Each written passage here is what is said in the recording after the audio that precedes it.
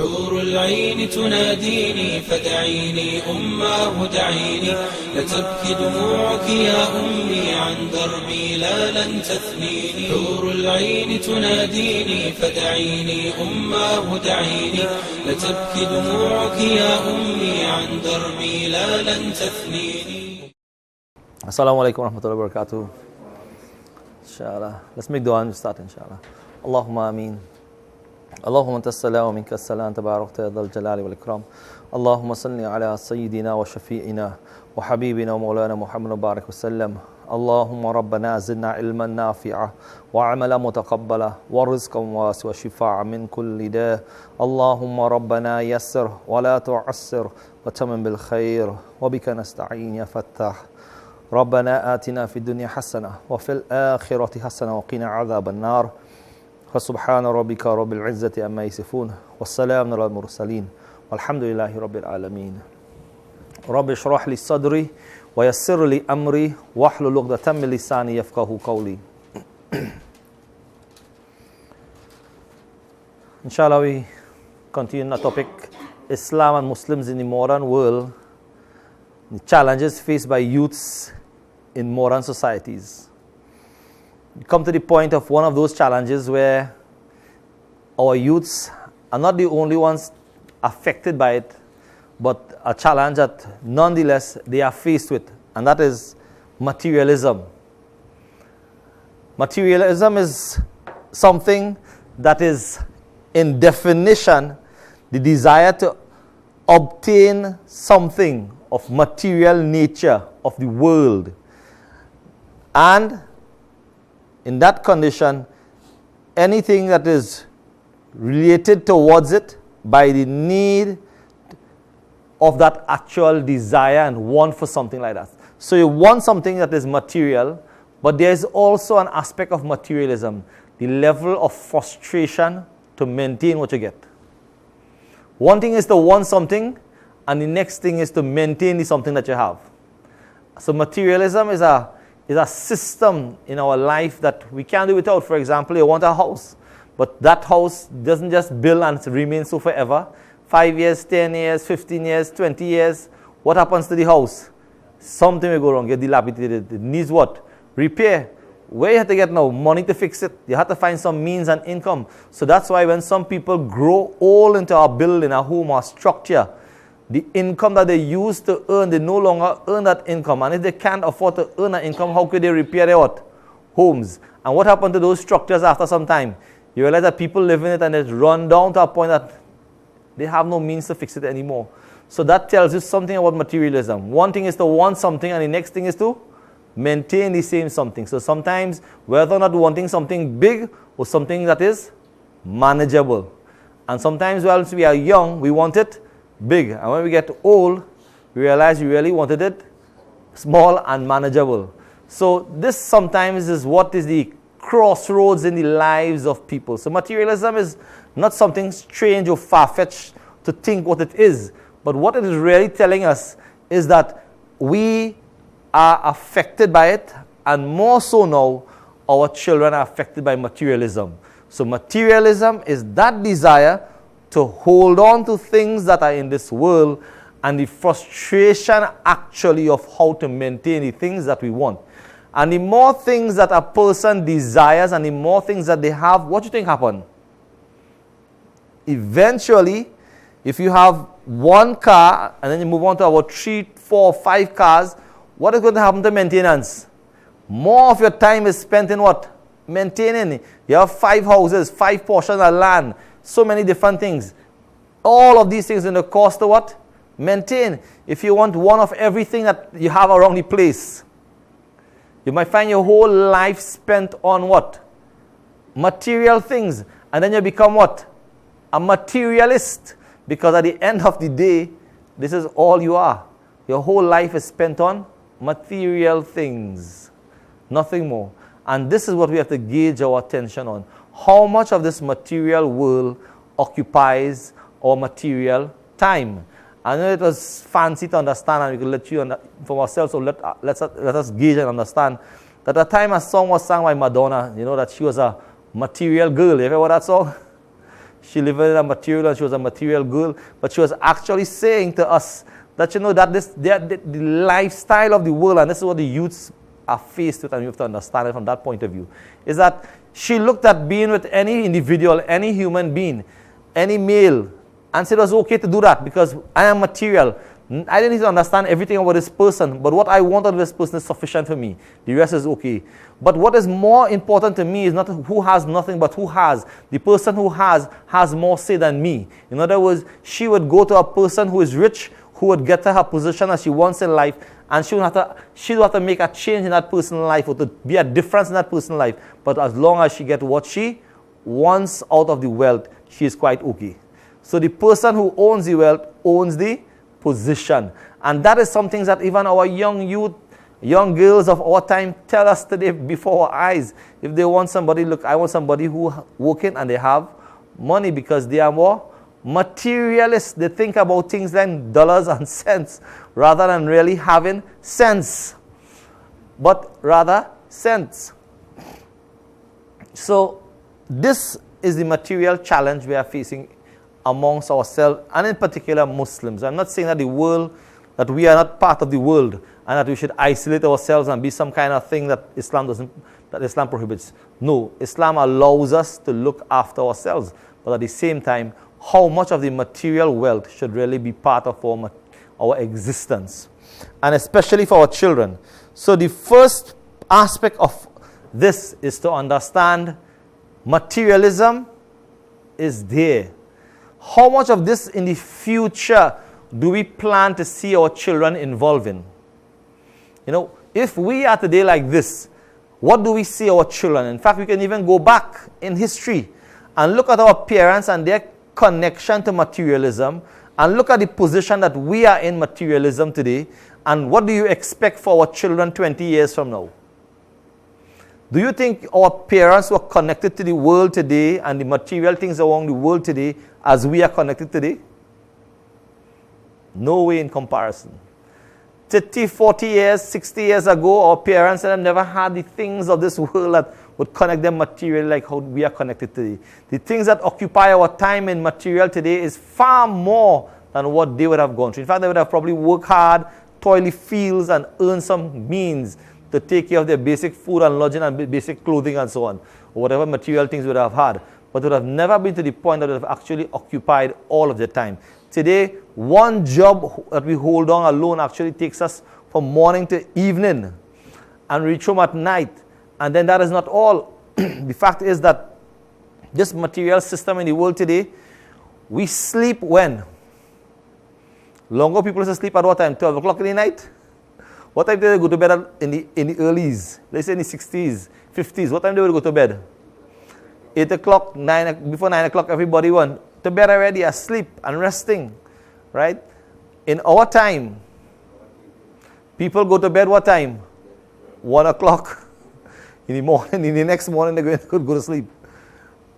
What is connecting us to the world more and taking our time from our natural rest and everything else is how much of what we have within ourselves as material things that occupy our time, that we really have no time for our personal life. So that connection is telling us that there's a difference even in sleep. The fact that today many people cannot go to sleep if they don't have AC on in their rooms. Because it's difficult to sleep in a hot place, we would say. And no doubt in our life today there's a serious problem and disorder because of that. Why? Because today we have actually made the office area, our natural areas and everything whilst we are awake, cool. So in the night, it actually makes a disorder in our sleep as well. Because the coolness we are no longer adapted to what is cool in the evening to sleep. When it's hot, we actually uneasy. But now, we have changed that and adapted to something different. So society has changed. The way we sleep has changed. The way we consume have changed. All of this is because of the material nature of how we have started to take in the world today in a different perspective. Imagine what's going to happen in about 20 years from now. What we expect for our children to sleep and how we expect them to rest and how we expect them to work.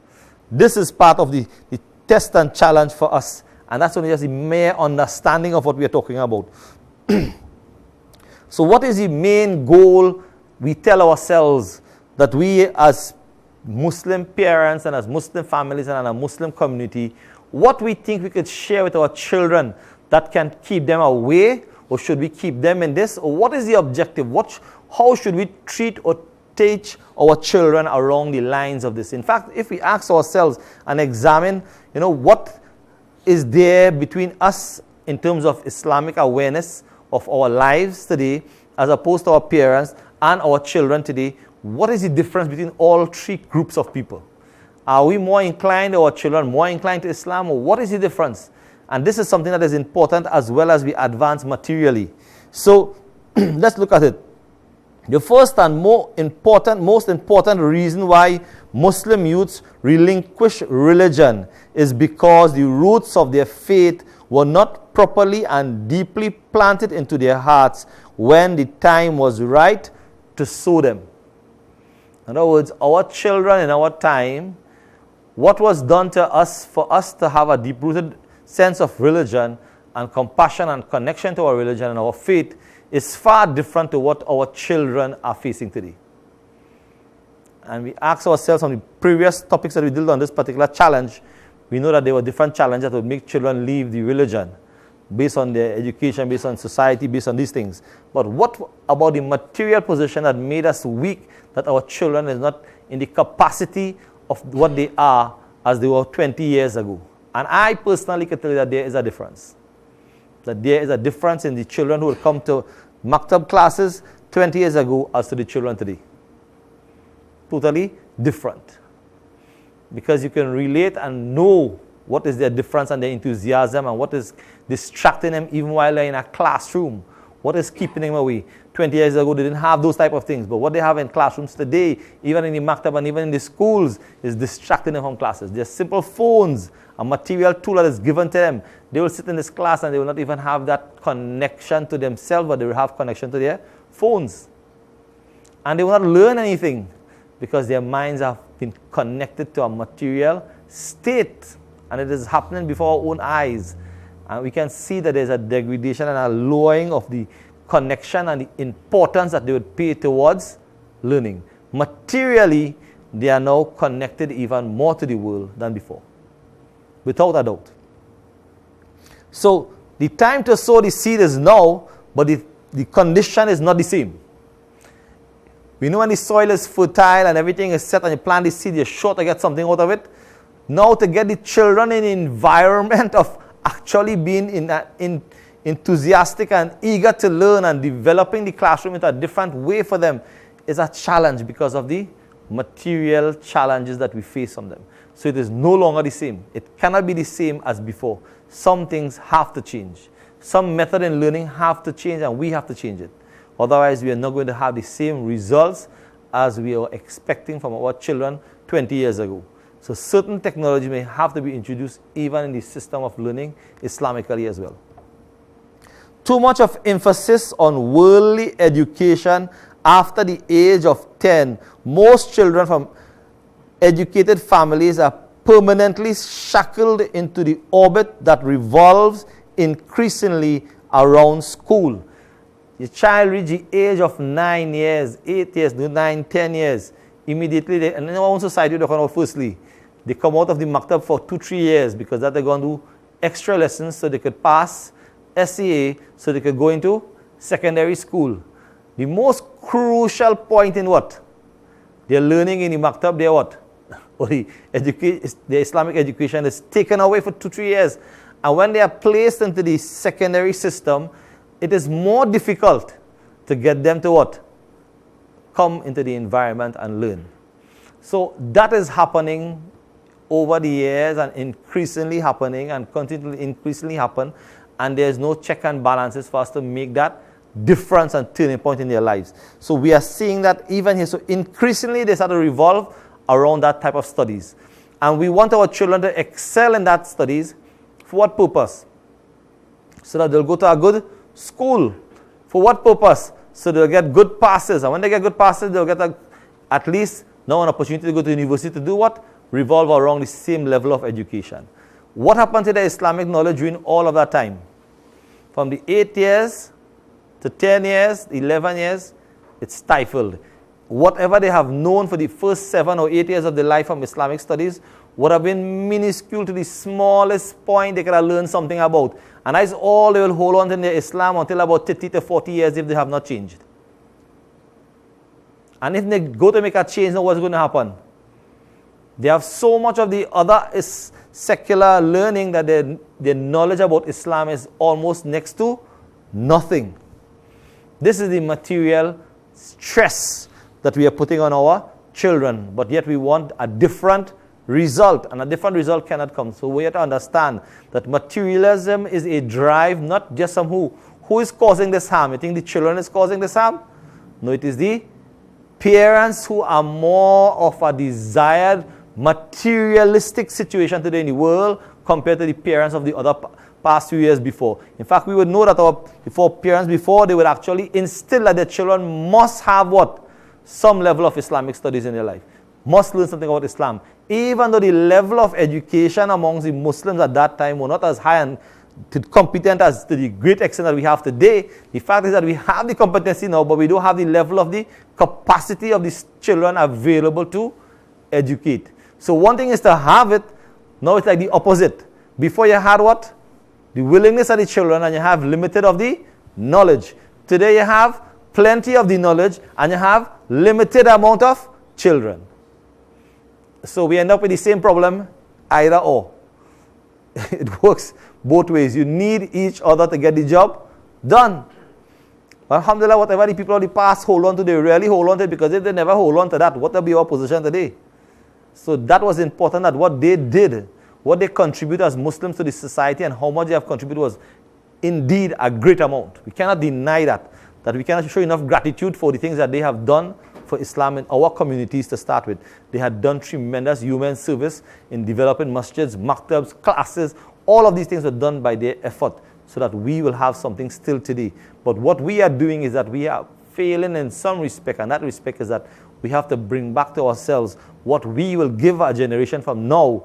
In other words, our children, 20 to 30 years from now, when we become feeble and old and we can't do anything, what do you think our children will contribute for the Muslim community and the development of Islam?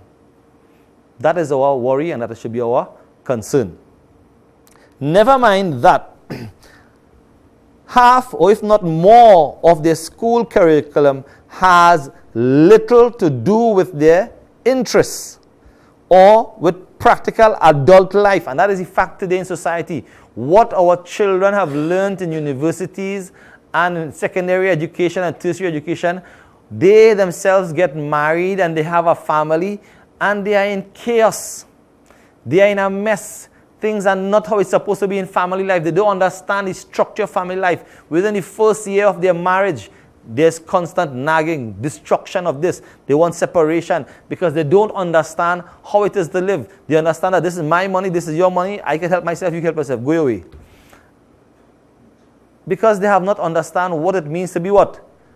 And live a marital life. Why? Because that has not been taught in a curriculum that they were studying all their life in school. You give them 30 years or 25 years of schooling, even 18 years of schooling, but knowing that schooling taught them about what? How to live a marriage life. And nothing to do with their religion, nothing to learn about how to live, have moral, ethical values. Those things were never taught, because the only thing that was taught was all materialistic. Dollars and cents, skills to go with that, and how to attain it. What about the rest of life? What is a human being if it is that this is our concern? If our life is this, and imagine this is what we are leaving for our children and developing our children to be. If this is what's going to help them in their future, then what we left for the rest of the world to come for their lives? Because this is exactly how it is playing out in our society. In fact, today, if you look at the best profession to have, it's probably become a good professional counselor and a good mediator, because, you know, down the road as they get married, just advertise big. You solving their marital problems for them, because they now decide to come to school to learn about what? How to solve problems in a marriage. So you can get rich out of that system too if you want. But I'm saying that is one of the challenges that we have today, that we are going to end up at many shops of psychiatrists and consultants to deal with issues like these today.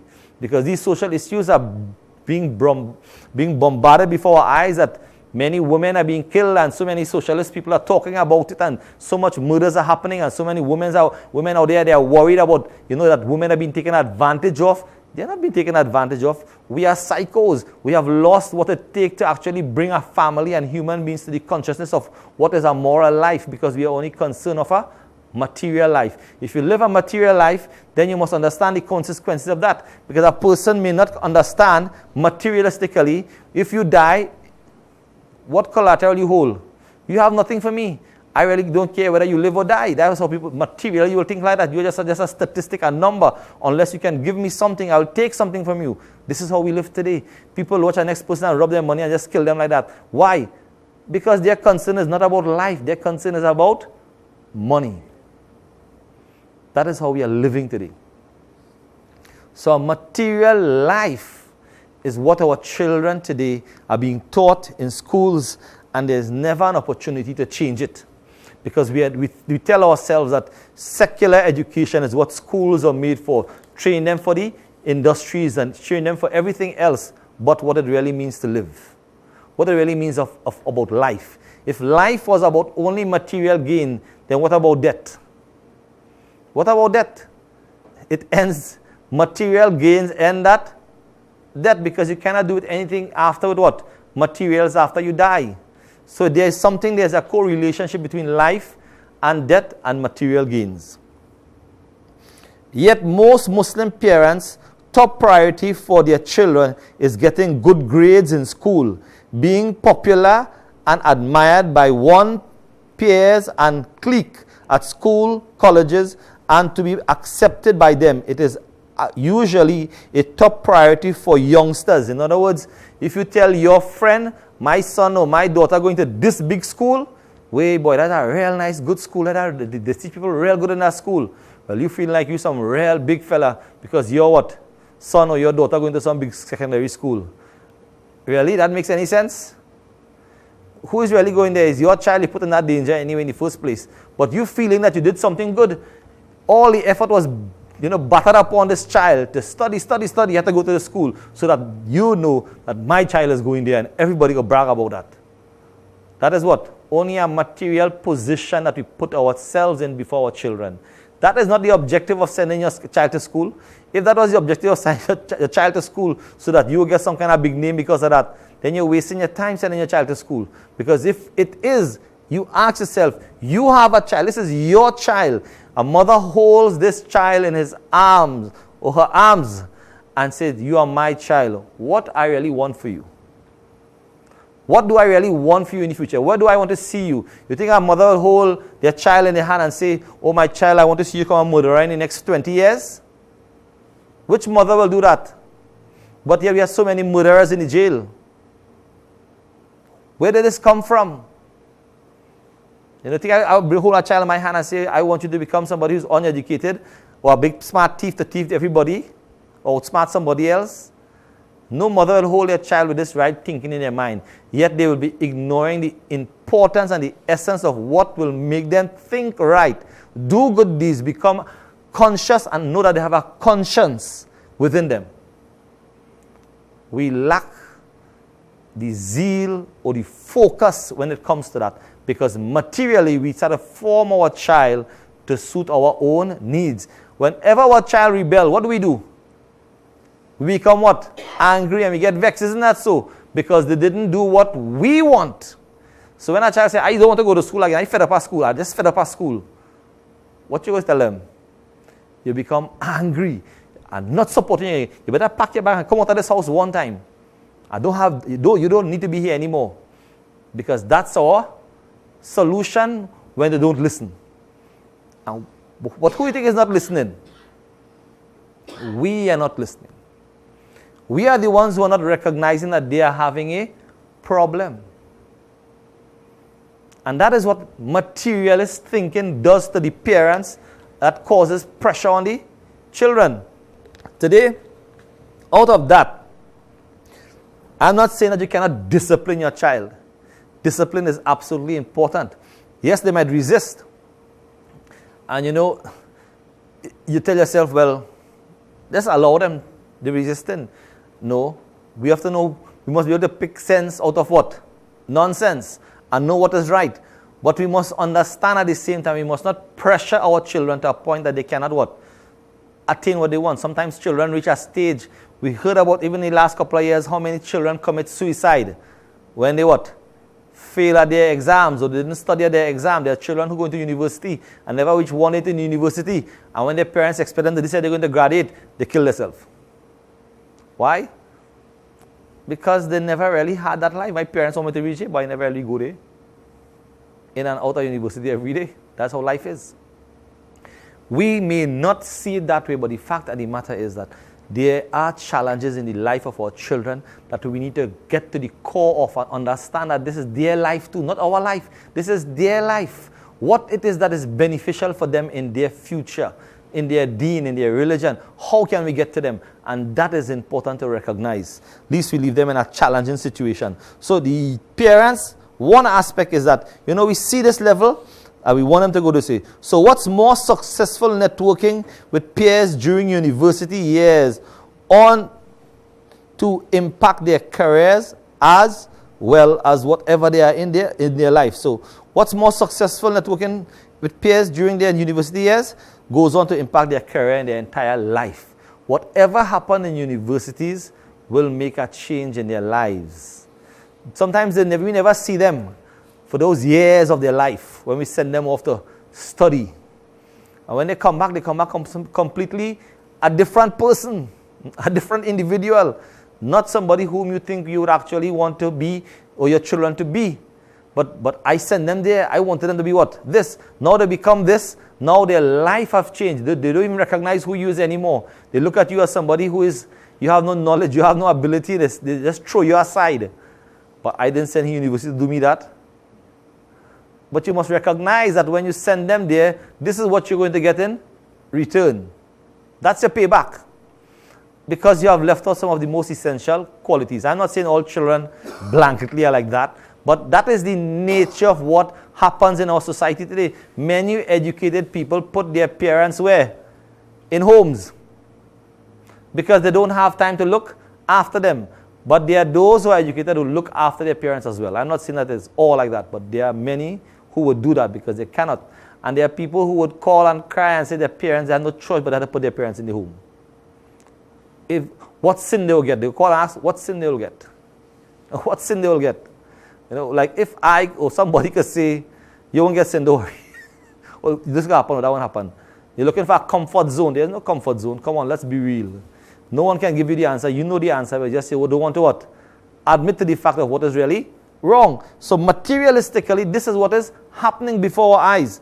And under this condition, if a youngster's belief in the adherence to Islam becomes an obstacle in establishing an amicable relationship with peers, they can easily become disillusioned. In other words, they go into the school, they go into the classroom, they go into the university, they go into their jobs, and if anything like Islam comes and affect their relationship, what they do? Drop it out.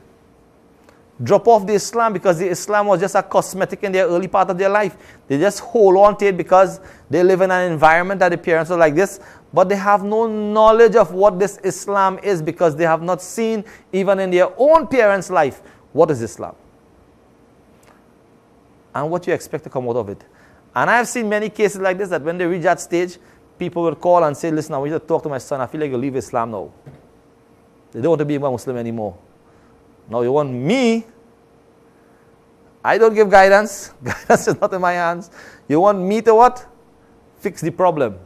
You want some imam to fix the problem. You want some other person who has knowledge about this to fix the problem. How can the problem be fixed like this? When the time to fix the problem gone, it already left. What you had left was just to give this person a little tangible piece of thing to hold on to and say, well, that is sufficient for your iman. Iman, faith, is not based on that little thing. In other words, conceptually, the society, the masjid, we have pushed a material type of thinking in the minds of our people that come and congregate in the masjid. That, we welcome the fact that you send your children to school, but we have not really tell the community that your children are going to be failing when they leave this community with their deen. Yes, they will have success in everything else, but when it comes to their Islam, we are leaving our children out there for a high risk of losing their religion. And not that they're not, it's everyone is happening to, but there are many cases like this. The fact is that some of our youths, they get involved in an environment of Islam, which is very good. Because if we don't keep them in an environment and have friends who are educated enough to work along with them, what do you think is going to happen to them? They're going to fall by the wayside. Importantly, it is important for us to keep our children in an environment of Islam. Whether they are teenagers, whether they grow up a little older in their 20s, their 20, 25, 30, keep them in an environment where the activities are continuously going on with Islam so that they will have that input to put into the deen. And that doesn't mean just sit down in a class. It means getting them actively involved in doing something for Islam, where they can ask questions, where they can learn something, where they can create a friendship, a bond, a relationship with other Muslim brothers, other Muslim sisters, so that that environment can be enhanced. Don't just teach the same thing or put the same environment and expect it to work for 20 years in our time now today. It may not be the same thing. So there may be recommendations, there may be changes that we have to add, but for this material stretch and strain that we are putting on our children, what would the end result be for our future, next generation? It is of a worrying and important concern for ourselves. So, like that question I'm saying, I am a mommy or I am a daddy today, how am I going to raise you, my child? How am I going to raise you? This is my duty, my responsibility. Don't ever take that responsibility off your chest. The fact of the matter here is that, yes, sometimes you would say things to our children, go and pray. But you understand there's a relationship here, right? There's a relationship between the material understanding of what is happening around us. We want them to study all of these things, but we don't teach them the importance of what? Prayer. So we tell them go and pray and we're watching TV. It ain't going to work. Because the TV is a material distraction. So if you can watch TV, they will also want to watch TV, television. The same thing would happen with the phones, with everything else that is materially connected to them. Once you give it and once you allow it and once you are doing it, it's going to be in that same environment. Environment for deen has to be created by the parents. Otherwise, if you create a material environment in your home, the only result will be out of that a material thinking and thought and behavior in our children. Just as simple as giving your child a ball to play, it is important. Just like I would say, a person, if shaitan comes and knock on the door and says, let me play with your children, I will occupy their time. What are you going to do your work now? You're going to do what you want to do, look at chores, do whatever you want to do, take a rest in the couch. Let me look after your children. If shaitan comes and tells us, let me look after your children while you take your rest and while you want to cook, while you want to watch and do Facebook and you want to do all kind of things with yourself, go right ahead. I will look after your children. You think you will let shaitan to do it? You won't let shaitan do it, but you will let the TV shaitan do it. You let the phone shaitan do it. You let everything shaitan do it outside there. But if shaitan come in the real form, you say, nah. But shaitan in all the other what? Forms already in our homes.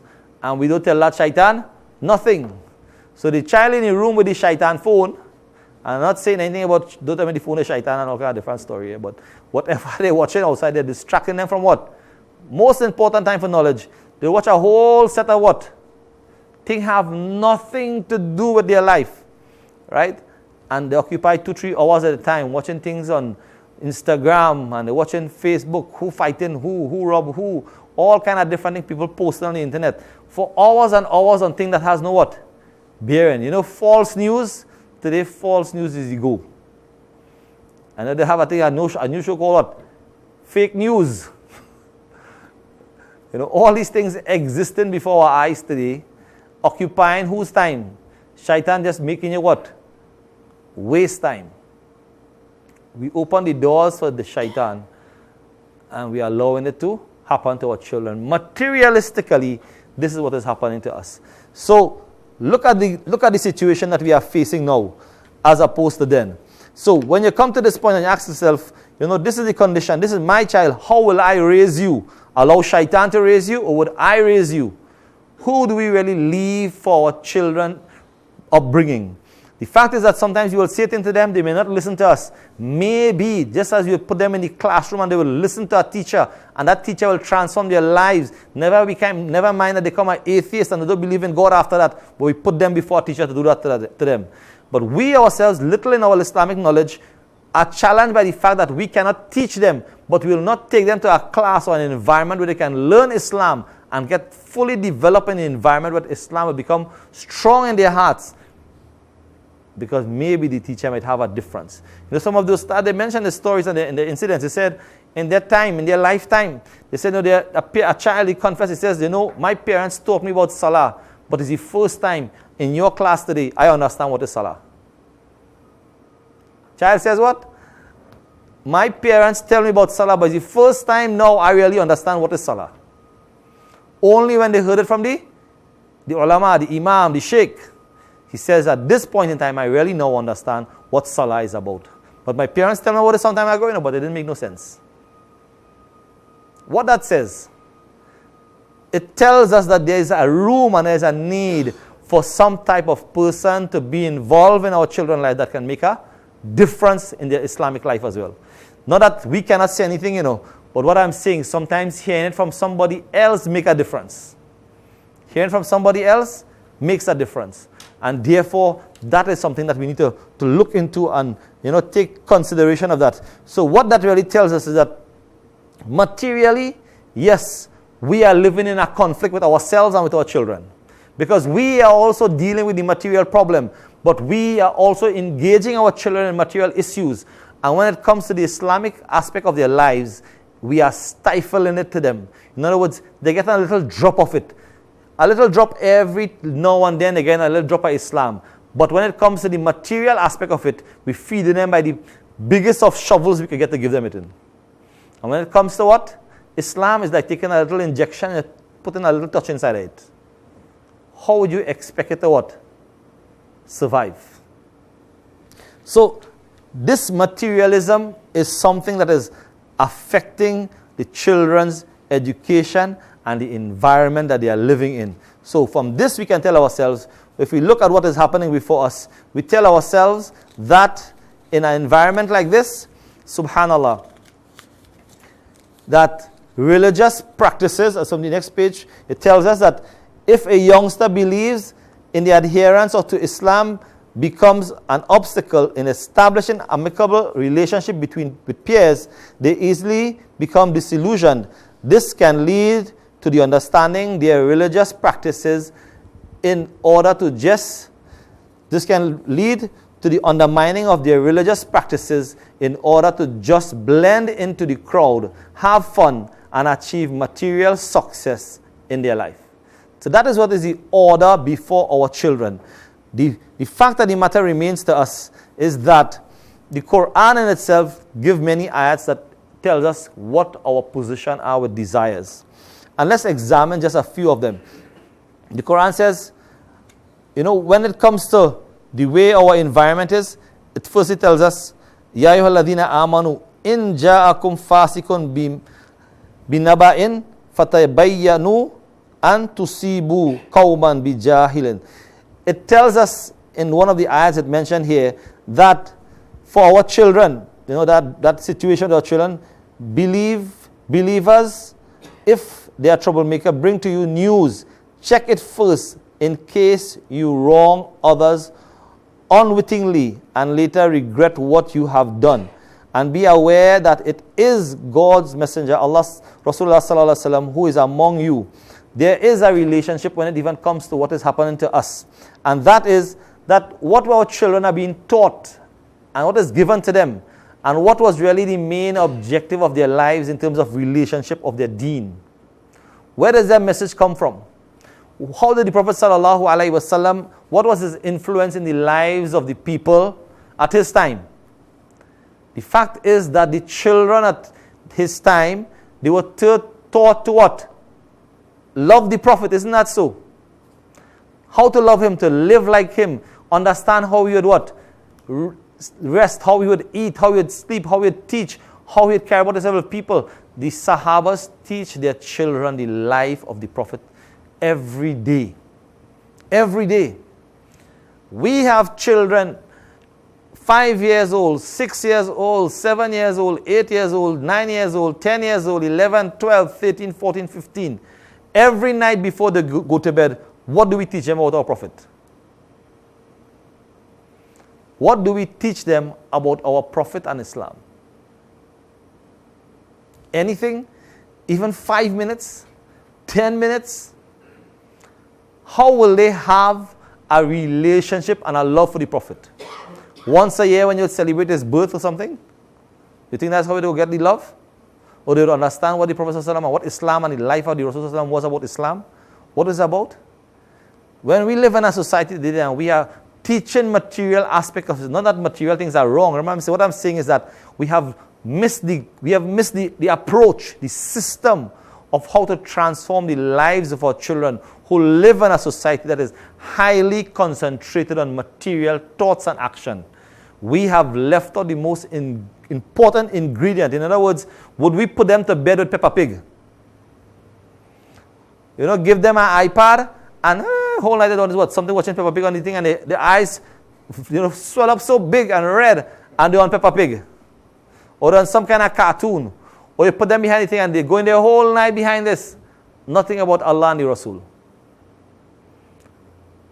What do you think is going to happen to our children if they have not learned something about Islam in their early life? Even though they know we can't put them to relax to go to bed with understanding at least. Tell them something about the Prophet. Read one book, one Sayatul Sahaba, one hadith about the Prophet ﷺ, one saying and the element of the practice of the Prophet ﷺ before they go to bed. At least they will hear this. You know, just send them in a room and send them with the phone or send them with Peppa Pig in the room. Send them to sleep with a pig. You know, that is one of the things we want to put them to do. What is more important? So whatever is being brought there, the Quran is telling us, you know, that these are the things that we put before our children. And really and truly, what should be there is the Messenger of Allah sallallahu alaihi wasallam. Is the Messenger of Allah sallallahu alaihi wasallam. Check Surah 49 verses 6 to 8. It tells us that the messages today that materialistically takes over the child as opposed to what should be really be in the lives of our children. We ought to make that change. We ought to understand carefully that we have an important role to engage in the life of our children, that we have to be constantly there, that they are not bombarded by these things. So may Allah subhanahu wa ta'ala make it easy for us, inshallah, that we'll continue on this topic again. We have to complete page 43 on this topic, on the bombardment and the materialism of our children, inshallah. So let's make dua and stop there today. اللهم امين اللهم انت السلام ومنك السلام تباركت يا ذا الجلال والاكرام اللهم صل على سيدنا وشفينا وحبيبنا ومولانا محمد وبارك وسلم فسبحان ربك رب العزة عما يصفون وسلام على المرسلين والحمد لله رب العالمين. إني ألقى الإناس في صومي وصلاتي ودعائي للرحمن وجميع الطاعات.